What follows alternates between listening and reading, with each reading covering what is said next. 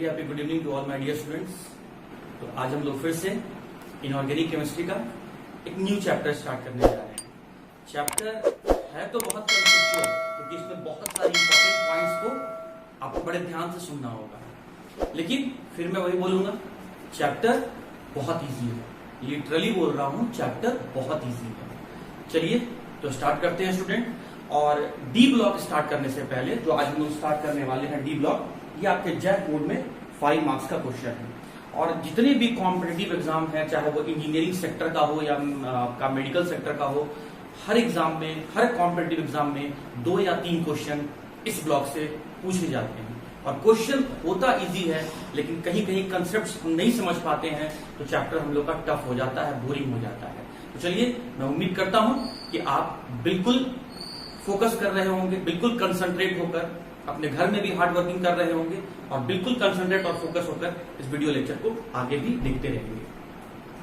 तो students, D block start करने से पहले हम लोग एक रफ आइडिया ले लेते हैं आज के पीरियोडिक टेबल का, present form of periodic table का या long form of periodic table का।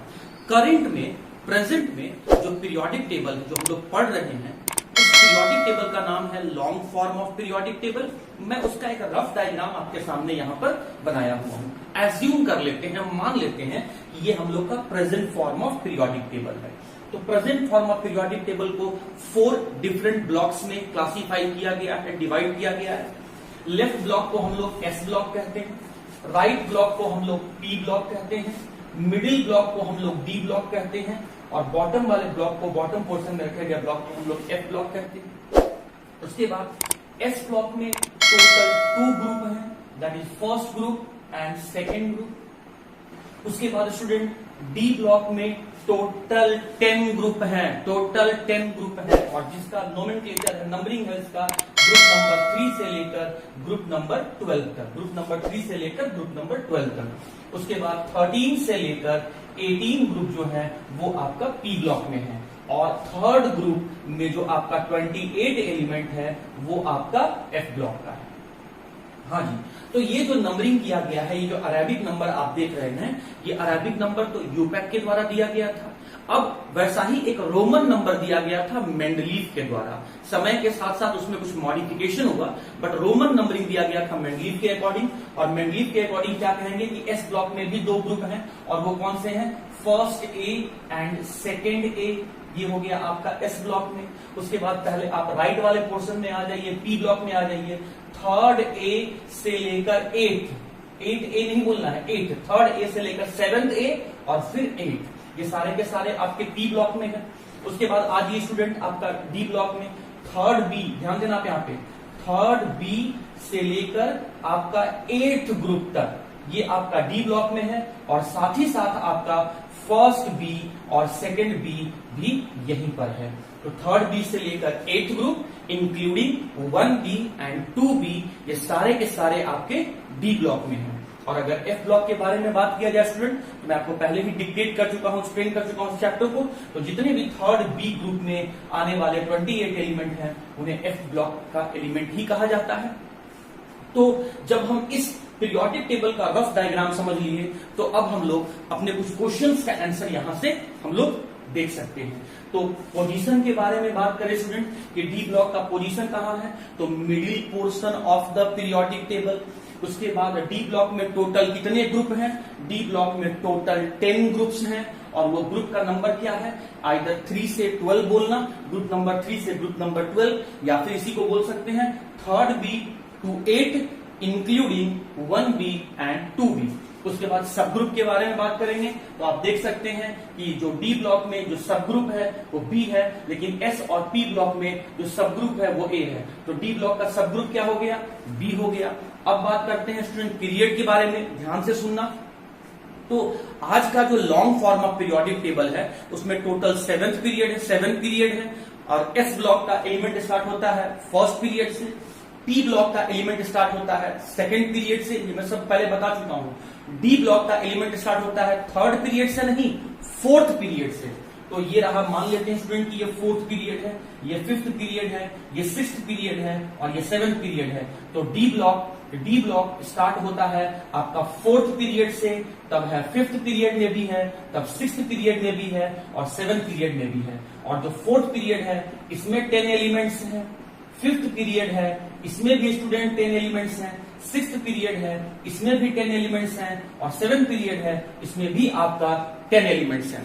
तो बात आया पीरियड का, तो डी ब्लॉक आपके टोटल 4 पीरियड में है, that is 4th, 5th and 6th as well as 7th period. और टोटल एलिमेंट कितने हो गए, हर एक पीरियड में आपके 10 एलिमेंट्स हैं। तो टोटल एलिमेंट कितने हो गए स्टूडेंट, तो टोटल एलिमेंट हो गए आपके 40 एलिमेंट्स। तो हम लोग उम्मीद करते हैं कि टोटल एलिमेंट तक हम लोग समझ लिए हैं। अब उसके बाद पहले हम लोग इसको फिलअप करेंगे, उसके बाद हम लोग जनरल इलेक्ट्रॉनिक कॉन्फ़िगरेशन की तरफ हम लोग मूव करेंगे।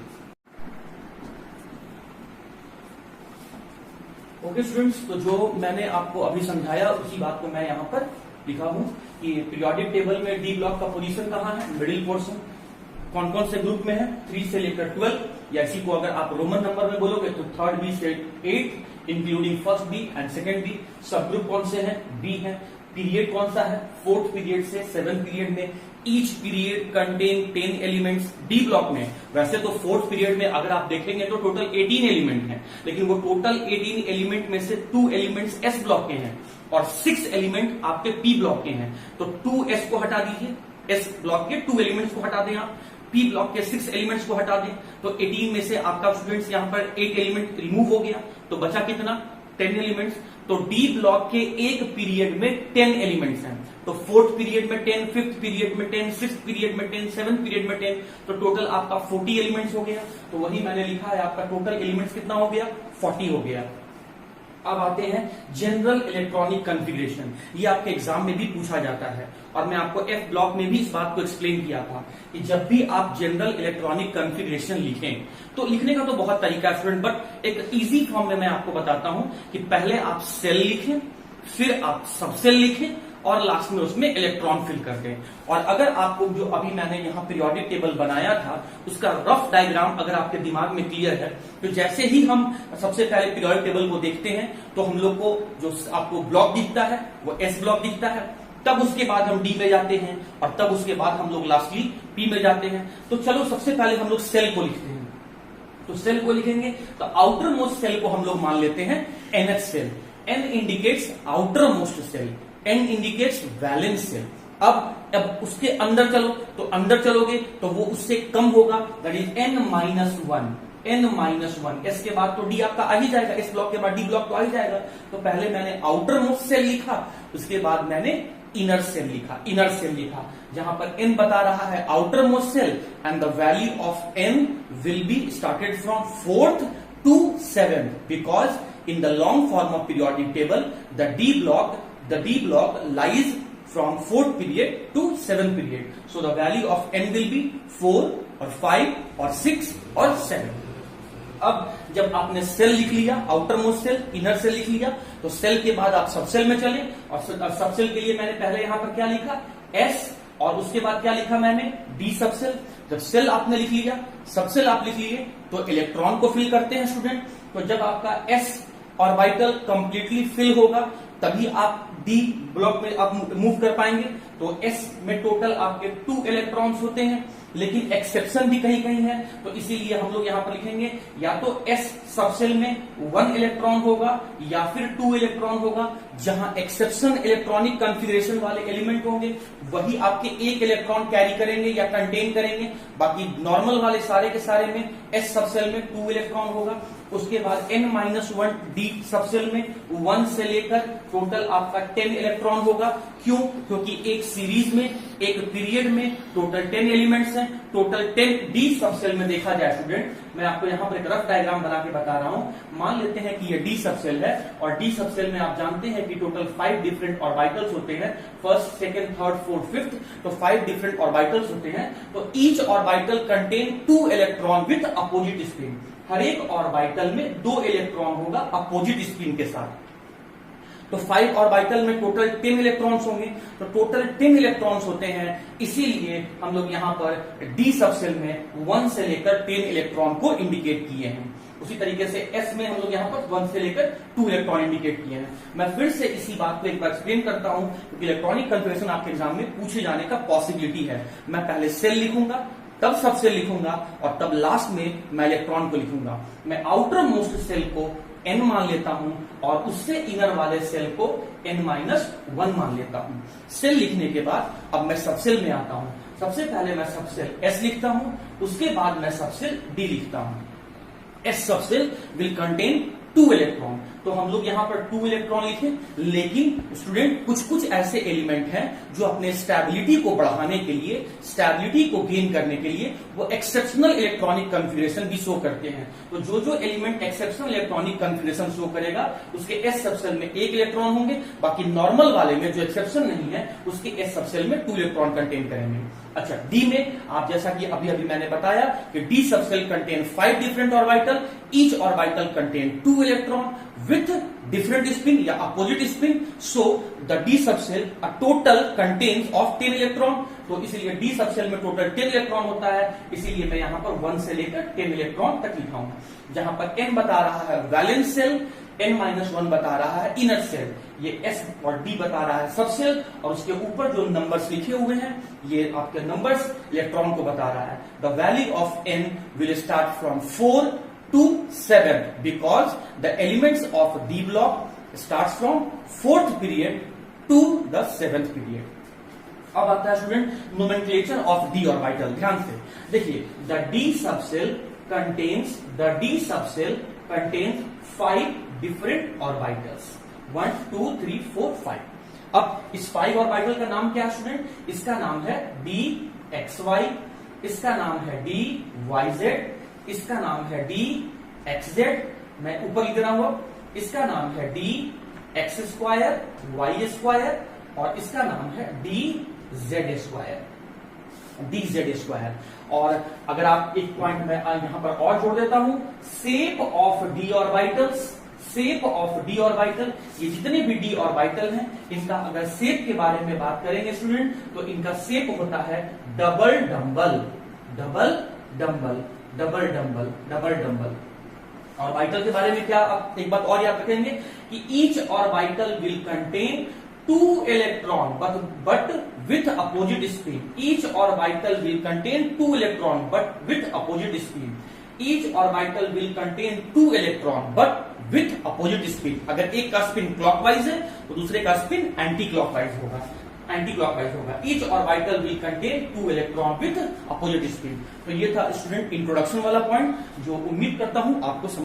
ओके स्टूडेंट्स, मैं बार बार आपको वार्न कर रहा हूं कि जैसे जैसे चैप्टर डेप्थ में जाएगा, आगे प्रोसीड करते जाएगा, वैसे वैसे चैप्टर आपका कंसेप्चुअल होते जाएगा। तो बिल्कुल ध्यान से मेरी बातों को सुनते चलेंगे। चलिए देखिए, अब अगला पॉइंट, डी ब्लॉक का, जो डी ब्लॉक के एलिमेंट्स हैं, उन डी ब्लॉक एलिमेंट्स का अदर नेम है ट्रांजिशन एलिमेंट्स। जैसे स्टूडेंट आपका या मेरा एक हम लोग का स्कूल नेम के अलावा निक नेम भी होता है, जो हमारे फैमिली या फ्रेंड्स वगैरह हमें उस नाम से बुलाते हैं, उसी तरीके से डी ब्लॉक में जो एलिमेंट्स हैं उन एलिमेंट्स का भी एक दूसरा नाम है, अदर नेम है, और वो अदर नेम क्या है? Transition elements. अब मैं यहां से आपको 2 क्वेश्चन बताने जा रहा हूं। ट्रांजिशन एलिमेंट्स नाम क्यों पड़ा और ट्रांजिशन एलिमेंट्स कहते क्यों हैं? दोनों 2 डिफरेंट क्वेश्चन है स्टूडेंट। आपके एग्जाम में पूछता ये है कि what are transition element, transition element क्या है वो चीज। लेकिन मैं उससे पहले मैं आपको एक क्वेश्चन इंट्रोड्यूस करवा रहा हूं कि ट्रांजिशन एलिमेंट, आखिर डी ब्लॉक के एलिमेंट का नाम ट्रांजिशन ही क्यों पड़ा। देखो स्टूडेंट, इंग्लिश में एक वर्ड होता है मिडिल, वो तो आप समझते हैं। इंग्लिश में उसी मिडिल का एक और सिनोनिम्स होता है, मीनिंग होता है इंटरमीडिएट, वो भी आप समझते हैं। तो मिडिल का आप मतलब समझ रहे हैं, इंटरमीडिएट का आप मतलब समझ रहे हैं। इसी मिडिल और इंटरमीडिएट को केमिस्ट्री में एक नया वर्ड दे दिया गया है, ट्रांजिशन, जिसका मतलब होता है बीच वाला। अब होता क्या है, ध्यान से समझना, जो डी ब्लॉक के एलिमेंट का पोजीशन है और जो डी ब्लॉक के एलिमेंट का प्रॉपर्टीज है, वो पोजीशन और प्रॉपर्टीज है। एस और पी ब्लॉक के एलिमेंट का इंटरमीडिएट है, इसीलिए जो मिडिल ब्लॉक के एलिमेंट हैं जो डी ब्लॉक के एलिमेंट हैं उनका नाम ट्रांजिशन एलिमेंट दे दिया गया। अब पोजीशन कैसे? As you are familiar with the fact, जैसा कि आप लोग जानते हैं कि लेफ्ट ब्लॉक एस ब्लॉक है, राइट ब्लॉक पी ब्लॉक है, तो ऑब्वियस सी बात है स्टूडेंट कि मिडिल ब्लॉक आपका डी ब्लॉक ही होगा। तो पोजीशन जो है, जो डी ब्लॉक एलिमेंट का पोजीशन है, this position is in the middle, this position is in the intermediate of S block and P block, and so we call the D block element as the transition element. Since D block element का position S और P block के elements के बीच में है, तो इसके position बीच में होने के कारण से हम लोग इसका दूसरा नाम ट्रांजिशन एलिमेंट दे दिए। उसके बाद स्टूडेंट एक और बात है कि सिर्फ पोजीशन ही नहीं, प्रॉपर्टीज के बेसिस पर भी इनका नाम ट्रांजिशन है। मतलब डी ब्लॉक का जो प्रॉपर्टीज है वो एस और पी ब्लॉक के एलिमेंट का इंटरमीडिएट है। वो कैसे है आइए स्टूडेंट देखते हैं। एस ब्लॉक में अगर आप हाइड्रोजन को छोड़ दें तो all the elements are metals, मतलब they are highly electropositive, highly electropositive, highly electropositive. और अगर पी ब्लॉक में देखिए स्टूडेंट तो maximum elements are non metal, मतलब इधर वाले हाईली इलेक्ट्रोनेगेटिव है, हाईली इलेक्ट्रोनेगेटिव है। तो जो लेफ्ट वाला हाईली इलेक्ट्रोपॉजिटिव, आपका राइट वाला हाईली इलेक्ट्रोनेगेटिव, तो इलेक्ट्रोपॉजिटिव और इलेक्ट्रोनेगेटिव के बीच वाला एलिमेंट है, तो प्रॉपर्टीज भी देख लीजिए। दूसरी बात स्टूडेंट, दूसरा पॉइंट आप समझिएगा, इस ब्लॉक के जो एलिमेंट हैं ये आयनिक बॉन्ड का फॉर्मेशन करते हैं, पी ब्लॉक के जो एलिमेंट हैं वो कोवैलेंट बॉन्ड का फॉर्मेशन करते हैं, लेकिन जो डी ब्लॉक के एलिमेंट हैं वो आयनिक प्लस कोवैलेंट, मैं शॉर्ट में लिखा हूं क्योंकि स्पेस नहीं था मेरे पास, वो आयनिक बॉन्ड भी बनाते हैं और कोवैलेंट बॉन्ड भी बनाते हैं। तो फिर से देखिए, ये जो डी ब्लॉक के एलिमेंट्स हैं ये एस और पी ब्लॉक के एलिमेंट्स का जो भी प्रॉपर्टीज है वो उसका इंटरमीडिएट प्रॉपर्टीज शो कर रहा है। अच्छा, आप पहला पॉइंट मैंने क्या बताया कि हाईली इलेक्ट्रोपॉजिटिव है, दूसरा पॉइंट मैंने क्या बताया कि पी ब्लॉक के एलिमेंट हाईली इलेक्ट्रोनेगेटिव है। तो हाईली पॉजिटिव, हाईली इलेक्ट्रोपॉजिटिव और हाईली इलेक्ट्रोनेगेटिव के बीच में रखा गया, प्रॉपर्टीज इसका बीच का है, इंटरमीडिएट है, इसीलिए इसको ट्रांजिशन कहा गया। पॉइंट नंबर 1, ये एस ब्लॉक जहां आयनिक बॉन्ड बनाते हैं, पी ब्लॉक जहां कोवैलेंट बॉन्ड बनाते हैं, डी ब्लॉक आयनिक प्लस कोवैलेंट दोनों बनाते हैं, मतलब फिर से इंटरमीडिएट प्रॉपर्टी शो कर रहा है। पॉइंट नंबर 3 स्टूडेंट, जहां पर एस ब्लॉक के एलिमेंट हाईली रिएक्टिव होते हैं, हाईली रिएक्टिव होते हैं, हाईली रिएक्टिव होते हैं, पी ब्लॉक के एलिमेंट उसके कंपैरिजन में लेस रिएक्टिव होते हैं, तो हम कह सकते हैं कि डी ब्लॉक का एलिमेंट जो है वो मॉडरेटली रिएक्टिव है, मॉडरेट रिएक्टिव नेचर का है, मॉडरेट रिएक्टिव नेचर का है। इसका मतलब इसका जो प्रॉपर्टीज है वो फिर से एस ब्लॉक और पी ब्लॉक एलिमेंट्स के प्रॉपर्टीज का बीच का है, इसीलिए जो पोजीशन और प्रॉपर्टीज ये एस और पी ब्लॉक के एलिमेंट्स का इंटरमीडिएट शो करता है, और इसीलिए इस ब्लॉक के एलिमेंट्स का, डी ब्लॉक के एलिमेंट्स का नाम ट्रांजिशन एलिमेंट रख दिया गया है। लेकिन एग्जाम में ये क्वेश्चन आपसे नहीं पूछता है, ये मैं आपके बस नॉलेज पॉइंट ऑफ व्यू से मैंने आपको बता दिया।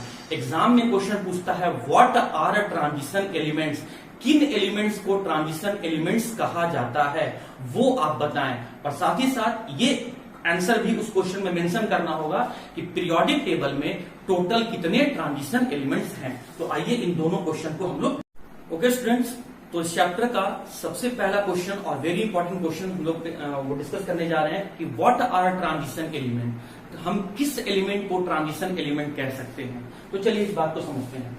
जैसा कि आप लोग अब ये बात समझ चुके हैं कि the D subshell contain 5 different orbitals, नाम मैंने बता दिया आपको, और each orbital contain 2 electron with opposite spin. तो एक ऑर्बिटल में 2 इलेक्ट्रॉन, तो 5 डिफरेंट ऑर्बिटल में टोटल कितने इलेक्ट्रॉन हो जाएंगे? 10 इलेक्ट्रॉन।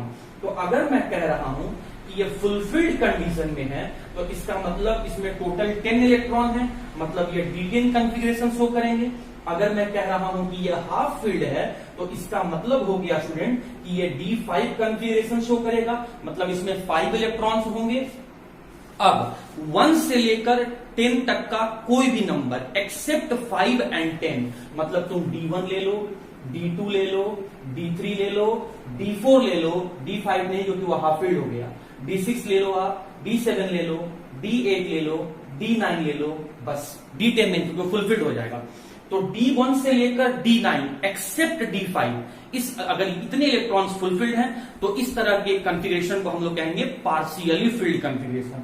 D10 रहेगा तो फुलफिल्ड ऑर्बिटल्स, अगर D5 रहेगा तो हम कहेंगे हाफ फिल्ड ऑर्बिटल्स है, और D1, D2, D3, D4, D6, D7, D8 और D9 रहेगा तो हम कह सकते हैं कि ये पार्शियली फिल्ड ऑर्बिटल्स है। हाँ जी, तो मैं क्वेश्चन पे आ रहा हूं।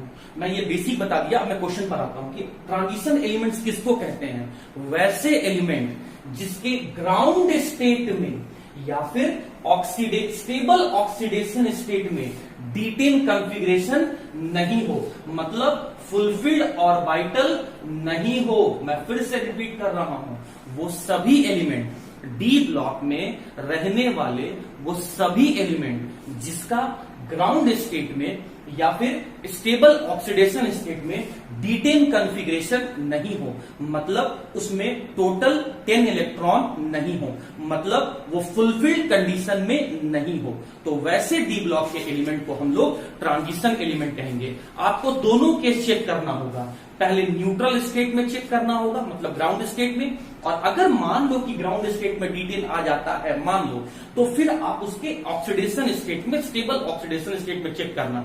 अगर ग्राउंड स्टेट में और स्टेबल ऑक्सीडेशन स्टेट में उसका D10 कॉन्फ़िगरेशन आपको दिखता है, मतलब वो फुलफिल्ड कंडीशन में दिखता है, तो फिर वैसे एलिमेंट को आप ट्रांजिशन नहीं कर सकते हैं। लेकिन अगर इन दोनों में से किसी भी कंडीशन में उसके पास 1, 2, 3, 4, 5, 6, 7, 8, 9 इलेक्ट्रॉन हो, D10 के अलावा कोई भी नंबर हो 1 से लेकर 9 तक का, तो वैसे डी ब्लॉक के एलिमेंट को आप ट्रांजिशन एलिमेंट कह सकते हैं। अब मैं इसी बात को समझाने के लिए मैं यहां पर एग्जाम्पल के फॉर्म में मैंने कुछ एलिमेंट्स को लिखा है, उसके सिंबल के फॉर्म में। SC stand for the scandium, CR stand for the chromium, Fe stand for the iron, Cu stand for the copper, Ag stand for the silver and Zn stand for the zinc. The atomic number of scandium is 21, the atomic number of chromium is 24, the atomic number of iron is 26, the atomic number of copper is 29, the atomic number of silver is 47 and the atomic number of zinc is 30। मैं electronic configuration में आपको लिखना सिखाऊंगा student, but अभी आप किस बात पे फोकस करें। अगर मैं स्कैंडियम का इलेक्ट्रॉनिक कॉन्फ़िगरेशन लिखूंगा तो आर्गन 4s2 एंड 3d1 21 है, तो आर्गन का जो एटॉमिक नंबर होता है स्टूडेंट वो 18 हो गया, तो 18 to 20 और डी में कितना आ रहा है 121 हो गया। तो आप उसके जाके डी सबसेल में देखो, डी ऑर्बिटल में देखो, क्या स्कैंडियम के डी ऑर्बिटल में आपको D10 कॉन्फ़िगरेशन दिख रहा है? क्या ये फुलफिल्ड है? क्या नहीं है? अगर D10 कॉन्फ़िगरेशन नहीं है, अगर फुलफिल्ड कंडीशन नहीं है, अगर फुलफिल्ड ऑर्बिटल्स नहीं दिख रहा है, पूरे तरीके से इलेक्ट्रॉन भरा हुआ नहीं दिख रहा है, तो वैसे एलिमेंट को आप ट्रांजिशन एलिमेंट कह सकते हैं। And yes, we can say that scandium does not contain D10 electron, does not show the fulfilled orbital, does not show the D10 configuration, and hence we can say that scandium is a transition element। अब मैं आता हूं student chromium पर, argon 18, 4s1 और 3d5। अब मैं electronic configuration कैसे लिख रहा हूं मैं आपको एक्सप्लेन करूंगा बट अभी आप सिर्फ ये फोकस करो कि हम ट्रांजिशन एलिमेंट किसको कहेंगे और कैसे रिकॉग्नाइज करेंगे, पहचानेंगे। 18 और 1 19 एंड 5 24, तो ये रहा स्टूडेंट आपका 24 हो गया। अब देखो, क्या D10 कॉन्फ़िगरेशन दिख रहा है? क्या फुलफिल्ड ऑर्बिटल्स पूरे तरीके से फुलफिल्ड दिख रहे हैं? नहीं, D10 नहीं है, फुलफिल्ड नहीं है, तो हम लोग कह सकते हैं yes, chromium is also a transition element. फिर आयरन में आ जाओ, आर्गन 18, 4s2, 3d6, क्या D10 कॉन्फ़िगरेशन है? नहीं है। क्या आपको ऑर्बिटल्स या सबसेल कंप्लीटली फिल्ड दिख रहे हैं? नहीं दिख रहे हैं, तो yes we can say that iron is also a transition element. Copper पे आ जाओ स्टूडेंट, आर्गन 18, 4s1, 3d10। अब देखो यहां पर 18, 10, 28 और 129। अब देख के बताओ, क्या आपको यहां पर D10 कॉन्फ़िगरेशन दिख रहा है? हाँ, बिल्कुल दिख रहा है। तो क्या ये फुलफिल्ड ऑर्बिटल्स हैं? हाँ, फुलफिल्ड ऑर्बिटल है। तो ट्रांजिशन कहने के लिए आपके पास क्या कंडीशन है?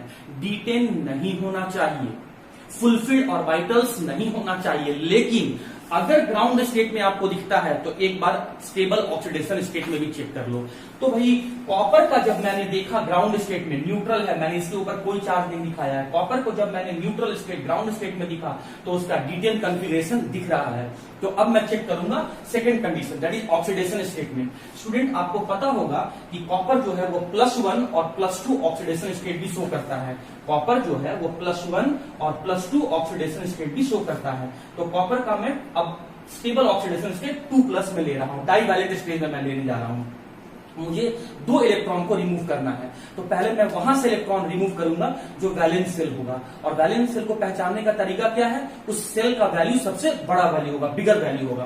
तो 4 और 3 में से बिगर वैल्यू कौन सा है, 4 है, मतलब वैलेंस सेल कौन सा है, 4th है। मुझे 2 इलेक्ट्रॉन रिमूव करना है, बट 4s में तो एक ही इलेक्ट्रॉन है, तो मैंने एक इलेक्ट्रॉन यहां से रिमूव कर दिया तो ये 0 हो गया।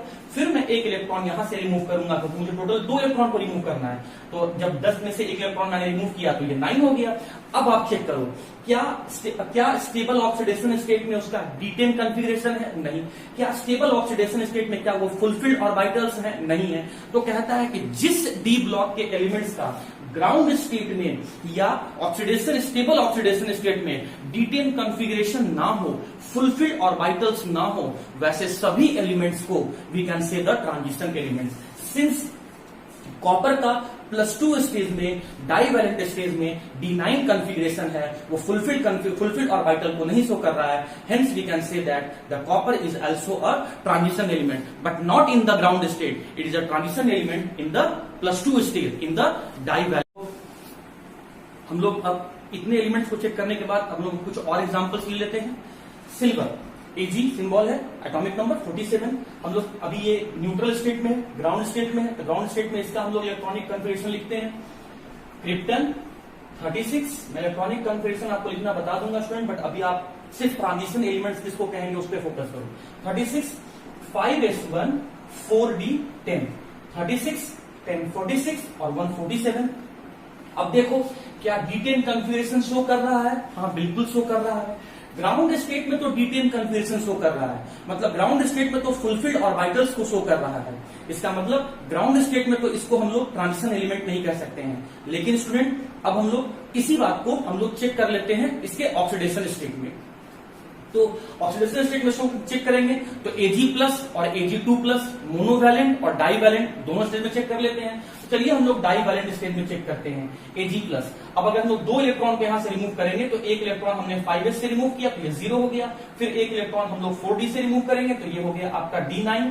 तो आप देख सकते हैं कि +2 स्टेज में, डाइवैलेंट स्टेज में ये D9 कॉन्फ़िगरेशन शो कर रहा है, मतलब ये फुलफिल्ड ऑर्बिटल्स को नहीं शो कर रहा है, and hence we can say that कि silver is also a transition element. अब इसी बात को स्टूडेंट एनसीईआरटी क्वेश्चन पूछा है कि सिल्वर का ग्राउंड स्टेट में D10 कॉन्फ़िगरेशन होता है, सिल्वर का ग्राउंड स्टेट में D10 कॉन्फ़िगरेशन होता है, then how can we say this element as the transition element. Silver का ग्राउंड स्टेट में D10 कॉन्फ़िगरेशन होता है, तो इसे हम लोग ट्रांजिशन एलिमेंट कैसे कह सकते हैं। तो सिर्फ ग्राउंड स्टेट नहीं चेक करना है, ऑक्सीडेशन स्टेट भी चेक करना है। इन दोनों स्टेट को चेक करने के बाद, वेरीफाई करने के बाद अगर D10 कॉन्फ़िगरेशन आता है तब तो आप उसे ट्रांजिशन नहीं कर सकते हैं। लेकिन अगर इन दोनों स्टेट में किसी भी एक स्टेट में अगर D10 कॉन्फ़िगरेशन को नहीं शो कर रहा है, then that particular element can be regarded और considered as the transition element.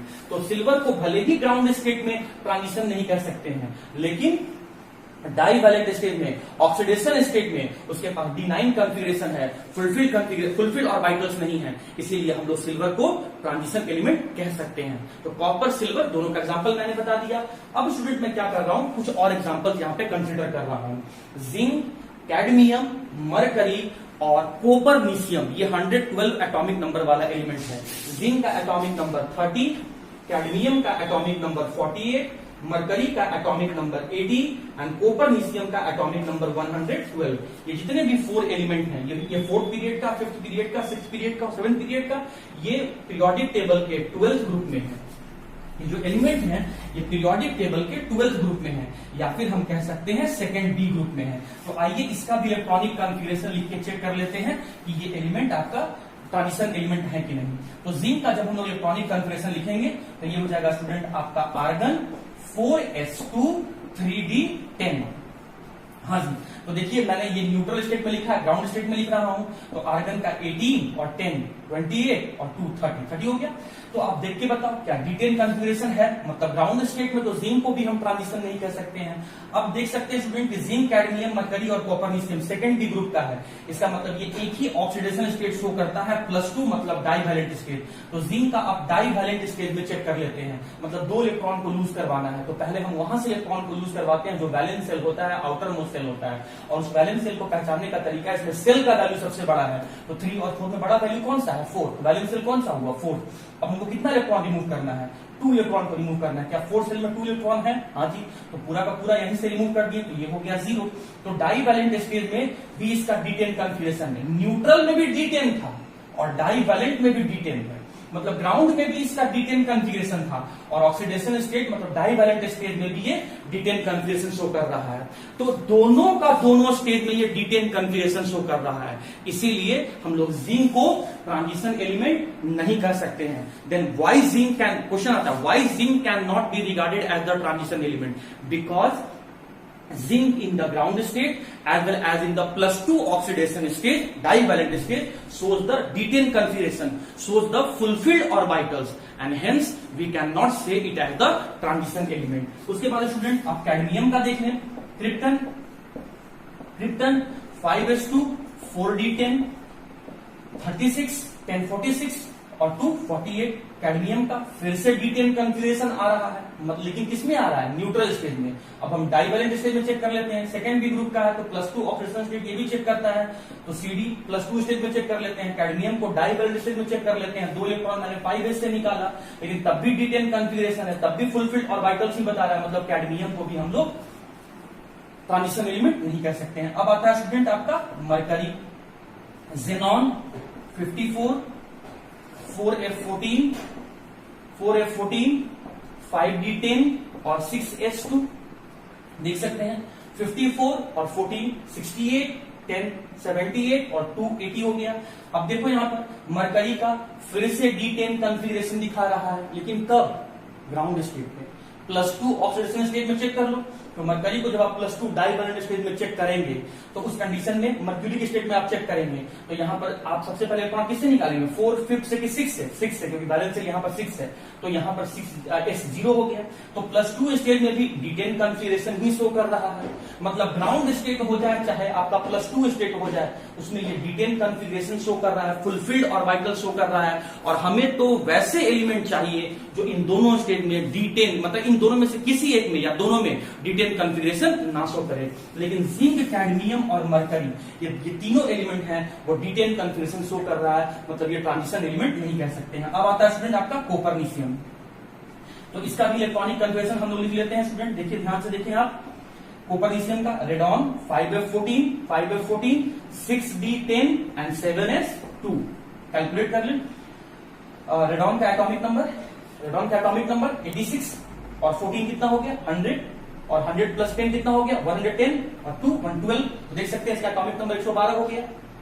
अब देखो अभी मैंने इसके ऊपर कोई भी चार्ज नहीं लिखा है, मतलब ये ग्राउंड स्टेट में है, और ये ग्राउंड स्टेट में है तो ये D10 कॉन्फ़िगरेशन शो कर रहा है। अब +2 स्टेट में चेक कर लेते हैं, मतलब 2 इलेक्ट्रॉन को निकाल के चेक कर लेते हैं, तो पहले किससे निकालेगा, वैलेंस सेल से। वो कौन सा सेल होता है, सबसे लार्जेस्ट वैल्यू सेल, तो 5th 6th और 7th में सबसे बड़ा वैल्यू कौन सा है, बिगर वैल्यू कौन सा है 7s, 2 इलेक्ट्रॉन मैंने यहां से रिमूव कर दिया, फिर भी D10 कॉन्फ़िगरेशन शो कर रहा है, मतलब जिंक, कैडमियम, मरकरी और आपका कॉपरनीशियम, ये 4 ऐसे एलिमेंट हैं जो ग्राउंड स्टेट में और डाईवैलेंट स्टेट में, +2 स्टेट में, डाईवैलेंट स्टेट में D10 कॉन्फ़िगरेशन शो करते हैं। और इसीलिए student zinc, cadmium, mercury and copernicium can not be regarded as the transition element. हमारा क्वेश्चन क्या था, व्हाट आर ट्रांजिशन एलिमेंट, तो all the elements of D block that do not contain या do not show D10 configuration in their ground state or stable oxidation state are known as the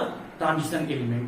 अब फिर इसमें question था, इसी का answer का अगला पार्ट है कि zinc, cadmium, mercury and copernicium are not regarded as the transition element because they shows D10 configuration in the ground state as well as the stable oxidation state। तो starting में मैंने आपको बताया था स्टूडेंट कि D block जो है वो टोटल 4 पीरियड में है, 4th 5th 6th और 7th।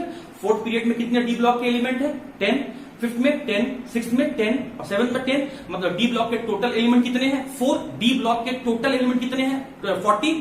डी ब्लॉक के टोटल एलिमेंट आपके 40 हैं, लेकिन 40 में से ये ऐसे 4 ऐसे एलिमेंट हैं जो डी ब्लॉक के तो हैं लेकिन ट्रांजिशन नहीं है। तो 40 में से आप 4 माइनस कर दें, मैं यहां जगह थोड़ा सा स्पेस खाली कर रहा हूं। टोटल डी ब्लॉक के एलिमेंट कितने थे? 40, लेकिन उस 40 में से 4 ऐसे थे जो डी ब्लॉक के तो हैं लेकिन ट्रांजिशन नहीं है। तो how many transition element are there? 36। How many D block element are there? 40. How many transition element are there? 36. Which element are not considered as the transition element? Zinc, cadmium, mercury and copernicium. उसका group कौन सा है? Second, B या 12? तो उम्मीद करता हूं student transition element का डेफिनेशन समझ में आ गया होगा, और जिंक, कैडमियम, मरकरी और कोपरनिशियम को ट्रांजिशन एलिमेंट क्यों नहीं कहते। ओके स्टूडेंट्स, तो हम लोग डी ब्लॉक का ट्रांजिशन एलिमेंट क्यों कहते हैं, इस वर्ड को समझने के बाद अब मैं फ्लोचार्ट आपको बना के दिखा रहा हूं, जो कि डी ब्लॉक एलिमेंट का एक रफ डायग्राम आपको यहां पर दिखाया जाएगा। हाँ जी, तो डी ब्लॉक का एलिमेंट स्टार्ट कहां से होता है? 4th पीरियड से, और खत्म कहां होता है? 7th पीरियड पर। तो 4th period, 5th period, 6th period और 7th पीरियड, ये चारों पीरियड में डी ब्लॉक के एलिमेंट हैं। अच्छा, 4th पीरियड वाले को हम लोग 3D सीरीज कहते हैं, 3D सीरीज कहते हैं, या स्टूडेंट इसी को हम लोग फर्स्ट ट्रांजिशन सीरीज कहते हैं। ये मैंने आपको 3D सीरीज बताया, ये मैंने आपको फर्स्ट ट्रांजिशन सीरीज बताया। ये मैं फिगर लिख के बता रहा हूं, ये मैं वर्ड्स में लिख के बता रहा हूं। 5th पीरियड वाले को हम लोग 4D सीरीज कहते हैं। तो फिगर तो आपने लिख दिया, अब वर्ड्स में लिखो, सेकेंड ट्रांजिशन सीरीज कहते हैं। 6th पीरियड वाले को 5D सीरीज कहते हैं, और वर्ड्स में लिखो, थर्ड ट्रांजिशन सीरीज कहते हैं। 7th पीरियड वाले को 6D सीरीज कहते हैं, या इसको हम लोग लास्ट नहीं, 4th ट्रांजिशन सीरीज कहते हैं। 4th ट्रांजिशन सीरीज मतलब जितने भी डी ब्लॉक के एलिमेंट 4th पीरियड में है उसे 3D सीरीज या फर्स्ट ट्रांजिशन सीरीज, जितने भी डी ब्लॉक के एलिमेंट 5th पीरियड में है उन्हें 4D सीरीज या सेकंड ट्रांजिशन सीरीज, जितने भी डी ब्लॉक के एलिमेंट 6th पीरियड में है उसे 5D सीरीज या थर्ड ट्रांजिशन सीरीज, और जितने भी डी ब्लॉक के एलिमेंट 7th पीरियड में है उसे 6D सीरीज या 4th ट्रांजिशन सीरीज कहते हैं। अब देखते हैं इन सीरीज का स्टार्टिंग एलिमेंट कौन है और लास्ट एलिमेंट कौन सा है। तो 3D सीरीज का स्टार्टिंग एलिमेंट स्कैंडियम है और लास्ट एलिमेंट आपका जिंक है। स्टार्टिंग एलिमेंट का एटॉमिक नंबर 21 और लास्ट एलिमेंट का एटॉमिक नंबर 30। उसके बाद स्टूडेंट 4D सीरीज का स्टार्टिंग एलिमेंट है कैरियम एंड लास्ट एलिमेंट है आपका कैडमियम, इसका एटॉमिक नंबर है 39, उसका एटॉमिक नंबर है आपका 48। 5D सीरीज का जो स्टार्टिंग एलिमेंट है वो है लैंथेनम। मैंने पहले बताया था कि lanthanum is not the element of the F block, it is the element of the D block. 5D series का पहला एलिमेंट है या डी ब्लॉक के 6th पीरियड का पहला एलिमेंट है, और इसका एटॉमिक नंबर कितना है? 57। और लास्ट एलिमेंट कौन सा है? मरकरी, जिसका एटॉमिक नंबर कितना है? 80। अब स्टूडेंट यहां पर बीच में तो बहुत सारे एलिमेंट हैं, तो जो 58 से लेकर 71 तक है उसे लैंथेनाइट्स कहते हैं, और वो एफ ब्लॉक का एलिमेंट है। तो 57 से लेकर 80 तक का सारा एलिमेंट लेना है, लेकिन 58 और से लेकर 71 तक के छोड़ देना है, क्योंकि ये सारे एलिमेंट आपके एफ ब्लॉक के हैं। तो इन एलिमेंट्स को छोड़कर बाकी जितने भी एलिमेंट्स होंगे लैंथेनम से मरकरी तक का वो डी ब्लॉक के एलिमेंट है। उसके बाद आपका स्टूडेंट एक्टिनियम, जिसका एटॉमिक नंबर है 89, और लास्ट एलिमेंट है कोपरनीशियम, जिसका एटॉमिक नंबर है 112, और बीच में जो स्टूडेंट यहाँ पर 90 एटॉमिक नंबर से लेकर 103 एटॉमिक नंबर तक का एलिमेंट है, थोरियम से लॉरेंसियम तक का, ये तो एफ ब्लॉक का एलिमेंट है। तो आप इन नंबर को छोड़ दें, इन एटॉमिक नंबर वाले एलिमेंट को आप एक्सक्लूड कर दें, रिमूव कर दें, छोड़ दें, तो 89 से लेकर 112 तक आने वाले सभी एलिमेंट को हम लोग 6D सीरीज का एलिमेंट कहेंगे, या 7th पीरियड में रहने वाले डी ब्लॉक का एलिमेंट कहेंगे, या इसे हम लोग 4th ट्रांजिशन सीरीज कहेंगे। अब हर एक सीरीज में 10-10 एलिमेंट है, हर एक सीरीज में 10-10 एलिमेंट है, तो टोटल कितने एलिमेंट हो गए? तो टोटल एलिमेंट हो गया स्टूडेंट आपके 40 एलिमेंट्स। तो 40 a total of 40 elements are present in the D block, and each series contain 10 elements. First element और लास्ट एलिमेंट को आपको याद करना होगा, और ध्यान में ये रखना है कि जिंक, कैडमियम, मरकरी और कोपरनीशियम को हम लोग ट्रांजिशन एलिमेंट नहीं कहते हैं। तो ये फ्लोचार्ट को स्टूडेंट आप बड़े ध्यान से देखना, और देख के ही आप इसको समराइज कर लेना।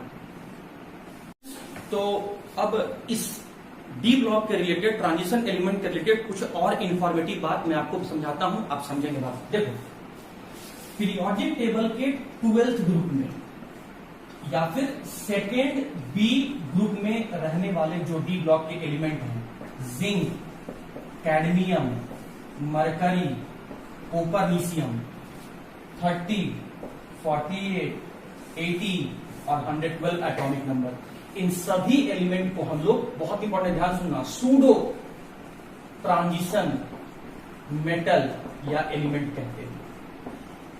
सूडो ट्रांजिशन मेटल कहते हैं या एलिमेंट कहते हैं। क्यों? सूडो का मतलब होता है स्टूडेंट फॉल्स। जैसा कि आप जानते हैं स्टूडेंट कि डी ब्लॉक जो है वो मिडिल ब्लॉक में है, उसमें टोटल 10 ग्रुप हैं, 3 से लेकर 12 तक है। जो 12th ग्रुप है वो आपका, उसमें टोटल 4 एलिमेंट है, जिंक, कैडमियम, मरकरी और कोपरनीशियम। अब इन्हें सूडो ट्रांजिशन एलिमेंट क्यों कहते हैं? क्योंकि ये डी ब्लॉक में तो रखे हुए हैं लेकिन ट्रांजिशन का कोई भी प्रॉपर्टीज नहीं शो करते हैं। जो भी प्रॉपर्टीज ट्रांजिशन एलिमेंट का होता है वैसा मिलता जुलता प्रॉपर्टीज इस 12th ग्रुप या सेकंड बी में रहने वाले एलिमेंट्स का नहीं होता है। They do not show resemblance in the properties with the transition metal and hence they are known as the pseudo transition metal. They do not show resemblance, वो transition metal का जो भी प्रॉपर्टीज है उसके साथ रिजेम्बलेंस नहीं show करते हैं, सिमिलरिटी नहीं शो करते हैं, समानता नहीं शो करता है, उसका कुछ और ही डिफरेंट प्रॉपर्टीज होता है। जैसे जो डी ब्लॉक के एलिमेंट हैं वो कलर्ड होते हैं स्टूडेंट, जो ट्रांजिशन मेटल है वो कलर्ड है, लेकिन ये जितने भी एलिमेंट है, ये जिंक, कैडमियम, मरकरी और कोपरनीशियम, ये कलरलेस हो गया। कलरलेस हो गया तो देखिए ट्रांजिशन मेटल से डिफरेंट प्रॉपर्टी शो कर रहा है, इसीलिए इसको सूडो ट्रांजिशन मेटल कहते हैं। दूसरा बात, ये जो आपके ट्रांजिशन मेटल है इनका मेल्टिंग पॉइंट और बॉइलिंग पॉइंट का वैल्यू हाई होता है, लेकिन इसका जो मेल्टिंग पॉइंट और बॉइलिंग पॉइंट का वैल्यू है, मेल्टिंग पॉइंट और बॉइलिंग पॉइंट का वैल्यू है, ये लेस होता है। तो देखो ये दूसरा ही प्रॉपर्टी शो कर रहा है, कुछ अलग ही प्रॉपर्टी शो कर रहा है ट्रांजिशन मेटल वाले से, इसीलिए इसे हम लोग सूडो ट्रांजिशन मेटल कहते हैं। सर, तो आप देख सकते हैं कि प्रॉपर्टीज में डिफरेंस है, ट्रांजिशन मेटल का जो भी प्रॉपर्टीज है उससे डिफरेंट प्रॉपर्टीज शो कर रहा है, इसीलिए स्टूडेंट इसे हम लोग सूडो ट्रांजिशन मेटल कहते हैं। और भी स्टूडेंट है, इसमें बहुत सारा ऐसा है जो मैं आगे बताऊंगा, जहां पर ये आपका वेरिएबल ऑक्सीडेशन स्टेट शो करते हैं, वेरिएबल ऑक्सीडेशन स्टेट शो करता है, ये वेरिएबल नहीं शो करता है, ये सिर्फ और सिर्फ जितने भी एलिमेंट है वो सिर्फ और सिर्फ आपका एक ही ऑक्सीडेशन स्टेट शो कर रहा है, +2 ऑक्सीडेशन स्टेट शो कर रहा है। तो उस कंडीशन में हम लोग कह सकते हैं कि फिर देखिए जहां पर 3 से लेकर 12 में रहने वाले जो एलिमेंट्स हैं वो डिफरेंट डिफरेंट तरह के ऑक्सीडेशन स्टेट शो करता है, +2, +3, +4, +5, +6, +7, +8, यहाँ पर रहने वाले +8 तक शो करते हैं। लेकिन ये जो इसमें रहने वाले जो 12th ग्रुप में रहने वाले जो एलिमेंट्स हैं वो सिर्फ एक ही वैल्यू शो कर रहे हैं, दैट इज +2 शो कर रहे हैं। तो जिंक, कैडमियम, मरकरी और कोपरनीशियम का जो प्रॉपर्टीज है वो ट्रांजिशन मेटल या जो 3rd से लेकर 11th ग्रुप में रहने वाले एलिमेंट्स का जो प्रॉपर्टीज है उससे डिफरेंट प्रॉपर्टीज शो करता है। They show difference in the properties with the rest of the transition metal and so they are known as the pseudo transition metal. Pseudo transition metal.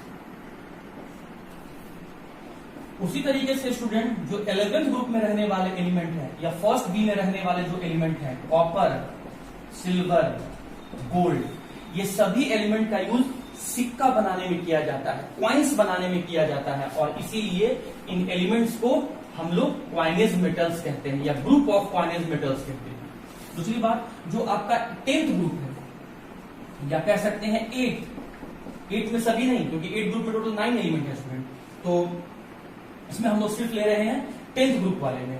तो इसमें जो आपका निकल,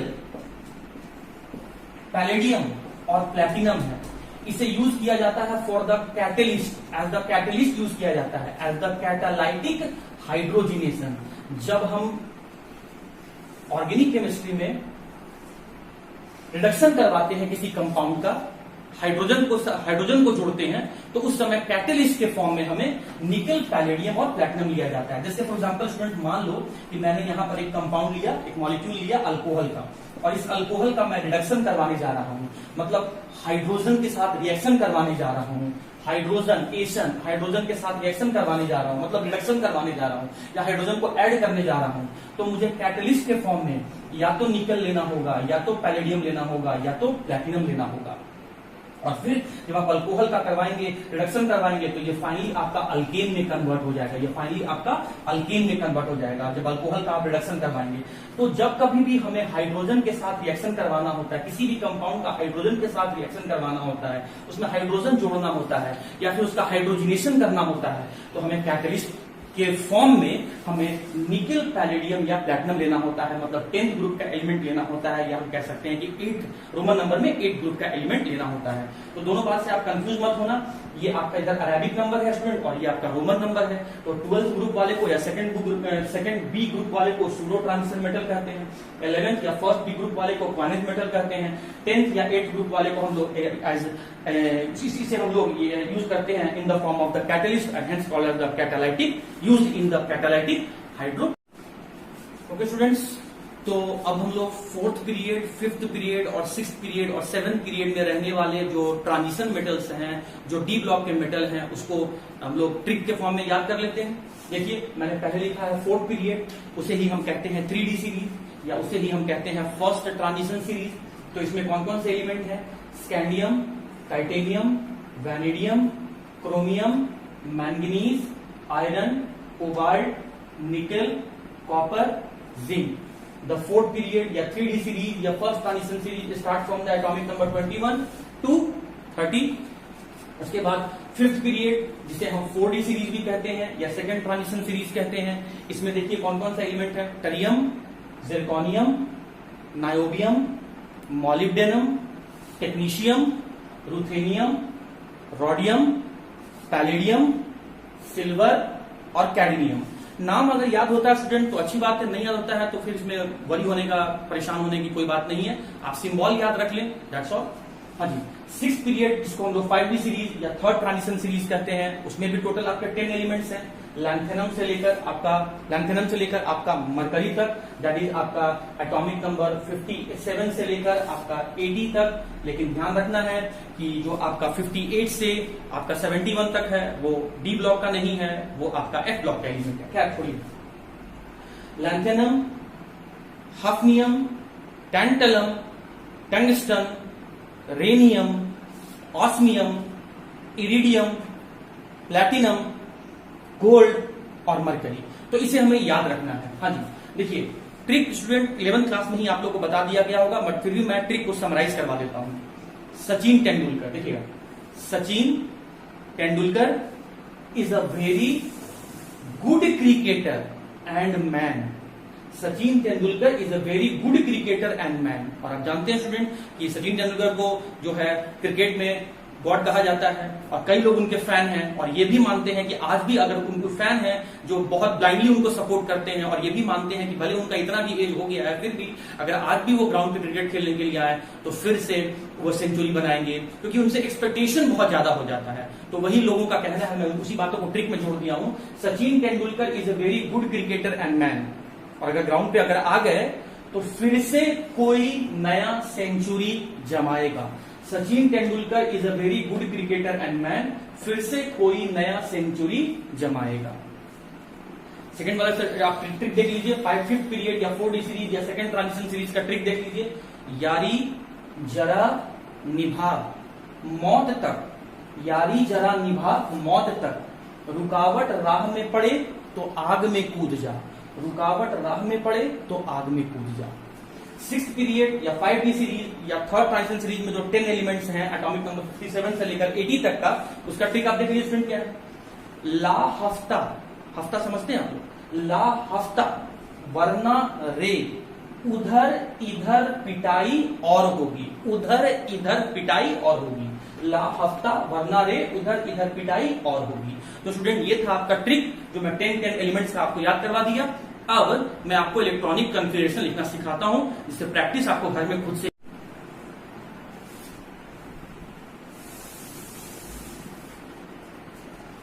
ओके स्टूडेंट्स, तो हम लोग अब जनरल इलेक्ट्रॉनिक कन्फिगरेशन देखने जा रहे हैं।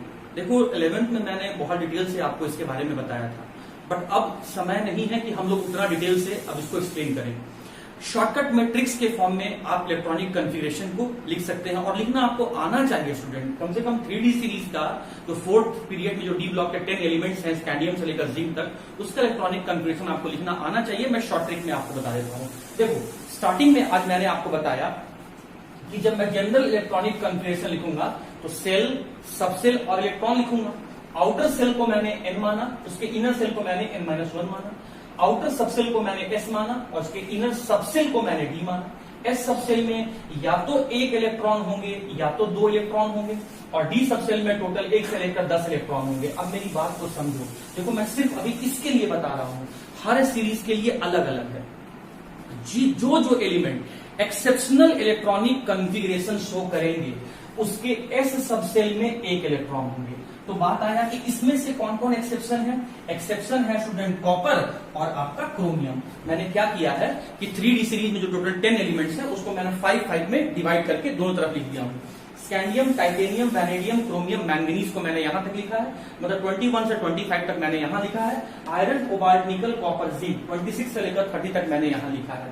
स्कैंडियम से मैंगनीज में जाने पर क्रोमियम एक्सेप्शन है, आयरन से जिंक में जाने पर कॉपर एक्सेप्शन है, और जिसमें एक्सेप्शन होगा वो उसके s सबसेल में 1 इलेक्ट्रॉन होगा, बाकी का सभी में 2 इलेक्ट्रॉन होगा। अब इलेक्ट्रॉनिक कन्फिगरेशन लिखने के लिए स्टूडेंट आपको 3 पैरामीटर चाहिए। अगर आप 3D सीरीज का लिखना चाह रहे हैं तब स्कैंडियम से जिंक तक का एलिमेंट, स्कैंडियम से लेकर जिंक तक का, मतलब 21 एटॉमिक नंबर से लेकर 30 एटॉमिक नंबर तक का किसी एलिमेंट का अगर आप इलेक्ट्रॉनिक कन्फिगरेशन लिखना चाह रहे हैं तो आपको 3 पैरामीटर चाहिए। एक इनर्ट गैस, आउटर सेल और इनर सेल। इनर्ट गैस के रूप में मैंने क्या लिया, आर्गन, जिसका एटॉमिक नंबर कितना है 18, क्योंकि यही नियरेस्ट इनर्ट गैस है। नियरेस्ट और smallest inert gas in elements के लिए यही है आर्गन। तब मैं 4s और तब मैं 3d, और जिस जिसका एक्सेप्शन आएगा उसके मैं s में 1 इलेक्ट्रॉन रखूंगा और रिमेनिंग में 3d में रख दूंगा। मैं फिर से बोल रहा हूं, ट्रिक कुछ नहीं स्टूडेंट, ट्रिक नाम जो दिया गया है बहुत सिंपल। आपको 3 पैरामीटर लिखना होगा। आर्गन सभी में लिखना होगा, जो एक्सेप्शन वाला होगा मतलब क्रोमियम और कॉपर, उसके 4s में आपको 1 इलेक्ट्रॉन रखना होगा, और बाकी जितना रिमेनिंग बच गया इलेक्ट्रॉन होगा उसको 3d में पुट कर देना। चलो मैं पहले स्कैंडियम के लिखने जा रहा हूं, 21 एटॉमिक नंबर के लिखने जा रहा हूं। तो पहले मैंने लिखा आर्गन, दैट इज ये हो गया 18, एक्सेप्शन तो नहीं है, इसका मतलब 4s में 2 इलेक्ट्रॉन आएगा, तो 18 और 2 कितना हो गया 20, और फिर जो रिमेनिंग है वो मैं 3d में रख दूंगा। 21 मुझे लिखना है तो 18 और 2 20 हो गया, ये 1 हो गया। आर्गन 4s और 3d सभी में होगा स्टूडेंट। एक्सेप्शन आया तो s में 1 रखना, वरना 2 इलेक्ट्रॉन रख देना। तो 18, एक्सेप्शन तो नहीं है टाइटेनियम, तो 2 इलेक्ट्रॉन हो गया। 18 और 2 20, मुझे 22 रखना है तो 2 इलेक्ट्रॉन मैंने यहां रख दिया। वैनेडियम, ये 3 पैरामीटर आर्गन, 4s और 3d सभी रखना है। हाँ जी, तो देखिए ध्यान से देखिए, आर्गन 18, एक्सेप्शन तो नहीं है तो 2 इलेक्ट्रॉन आ जाएगा। 18 और 2 20 हो गया, मुझे कितना रखना है 23 रखना है, तो 3 इलेक्ट्रॉन इसमें रख दिए। अब आ गया क्रोमियम, आर्गन 4s और 3d तो मुझे सभी में रखना है। आर्गन 18 एटॉमिक नंबर होता है दिया, अगर एक्सेप्शन होगा तो s में 1 इलेक्ट्रॉन आएगा, वरना 2 इलेक्ट्रॉन आ जाएगा। तो एक्सेप्शन है तो 1 इलेक्ट्रॉन आ गया। 18 और 1 19, रिमेनिंग कितना बच गया 5, 24 हो गया। इस तरह से मैंगनीज का 3 पैरामीटर तो हर जगह रखना है भैया, आर्गन 4s और 3d। आर्गन का एटॉमिक नंबर 18, अगर एक्सेप्शन है तो s सबसेल में 1 इलेक्ट्रॉन, नहीं है 2 इलेक्ट्रॉन रख दो। एक्सेप्शन तो नहीं है, 2 इलेक्ट्रॉन, 18 और 2 20, मुझे कितना फिल करना है 25, तो यहाँ हो गया 5। इधर एक्सेप्शन देखो 3 पैरामीटर तो हर जगह होगा, आर्गन 4s और 3d मैं सब में फिल कर दे रहा हूं। आर्गन 4s और 3d सब में होगा, आर्गन 4s और 3d सब में होगा, आर्गन 4s और 3d ये सब में होगा स्टूडेंट, आर्गन 4s और 3d ये सब में होगा। जो एक्सेप्शन होगा, अच्छा आर्गन का सभी का तो एटॉमिक नंबर सेम है, इसमें तो कोई चेंज करना नहीं है। आपको ध्यान क्या रखना है 4s वाले पर, अगर एक्सेप्शन है तो s सबसेल में 1 इलेक्ट्रॉन, एक्सेप्शन नहीं है तो 2 इलेक्ट्रॉन। एक्सेप्शन है क्या, नहीं, तो 2 इलेक्ट्रॉन। 18 और 2 कितना हो गया 20, फिल कितना कितना है 26, तो d में कितना आ गया 6 इलेक्ट्रॉन। 27, 18 तो हो चुका है, क्या एक्सेप्शन है क्या, नहीं, तो 2 इलेक्ट्रॉन आएगा। 18 और 2 कितना हो गया 20, फिल कितना करना है 27, तो 7 इलेक्ट्रॉन हो गया। 28, 18 तो हो चुका है, क्या एक्सेप्शन है क्या निकल, नहीं, तो 2 इलेक्ट्रॉन आएगा। 20 हो गया, तो d में कितना आ जाएगा 8। 29 मुझे फिल करना है, 18 तो हो गया, एक्सेप्शन है क्या, तो इसमें एक इलेक्ट्रॉन आएगा, 18 और 1 कितना हो गया 19, कितना फिल करना है 29, तो ये 10 इलेक्ट्रॉन हो गया। जिंक एक्सेप्शन है क्या, तो 2 और ये हो गया आपका 10 इलेक्ट्रॉन, तो 18 और 2 20 और 10 30। बस यही ट्रिक है स्टूडेंट कि मुझे आर्गन 4s और 3d सब में रखना है, और अगर एक्सेप्शन है तो 4s में 1, नहीं तो जनरल में 2 इलेक्ट्रॉन रखना है। और इस तरीके से आप दिमाग में भी रखेंगे कि एक्सेप्शन क्रोमियम है और कॉपर है, लेकिन किसमें, 3d सीरीज वाले में या 4th पीरियड वाले में। अब सुनो स्टूडेंट, मैं 2 क्वेश्चन का आंसर आपको और बता देता हूं। आखिर इन सारे एलिमेंट को 3d सीरीज क्यों कहा गया, क्योंकि लास्ट इलेक्ट्रॉन 3d में जा रहा है, इसीलिए इनको 3d सीरीज कहते हैं। 4th पीरियड में क्यों रखा गया, क्योंकि इसके valence shell, outermost shell 4th है, इसीलिए 4th पीरियड में रखा गया। मैं 3 क्वेश्चन बताया, 4 क्वेश्चन इनफैक्ट आपको बता दिया। पहला इलेक्ट्रॉनिक कॉन्फ़िगरेशन लिखना, एक्सेप्शन कौन से हैं, 3d क्यों कहते हैं, क्योंकि लास्ट इलेक्ट्रॉन 3d में जाता है, इसीलिए 3d सीरीज कहा जाता है। और 4th क्वेश्चन था स्टूडेंट कि 4th पीरियड में क्यों रखा गया, क्योंकि इसके बैलेंस सेल जो है वो 4th है, इसीलिए 4th पीरियड में रखा गया। तो 3d सीरीज का मैंने इलेक्ट्रॉनिक कॉन्फ़िगरेशन आपको बता दिया। कल मैं 4d सीरीज और 5d सीरीज का भी इलेक्ट्रॉनिक कॉन्फ़िगरेशन आपको बता दूंगा। उम्मीद करता हूं स्टूडेंट आप पढ़ाई बहुत अच्छे ढंग से कर रहे होंगे और रेगुलर वीडियोस को आप देखते रहिए। तो आज के लिए स्टूडेंट इतना ही था, फिर हम लोग यहां से कल प्रोसीड करेंगे।